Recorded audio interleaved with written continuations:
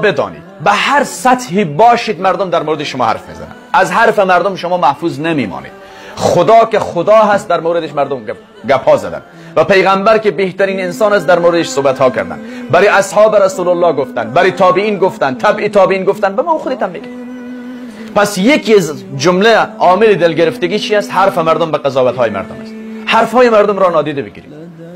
هیچ فکر کنید اصلا نشنید.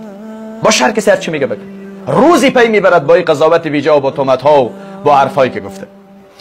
نکته دوم یا عامل دوم، مصیبت ها و سختی های زندگی وقتی سبب میشه که ما دلگرفته بشه. خب زندگی خالی از مشکلات نیست عزیزان من. تو بخوای یا نخوای زندگی سختی داره. در زندگی مریضی هست، در زندگی مصیبت هست، در زندگی فقر هست، در زندگی سختی ها و مشکلات هست، در زندگی پروپاگاند و تهمت های ناحق هست.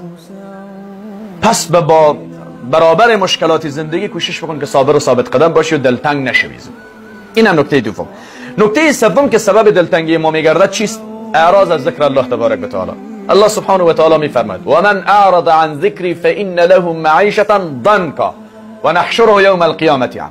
کسایی که پشت بر رب العالمین میکنن، از ذکر یاد الله فرار میکنن، میگریزن، الله زندگی برای اینها تنگ میگرداند. نه تنها که برای دلتنگی پیدا میشه، بلکه زمینی با این وسعت و بزرگی هم برای تنگ میشه زندگی کردن.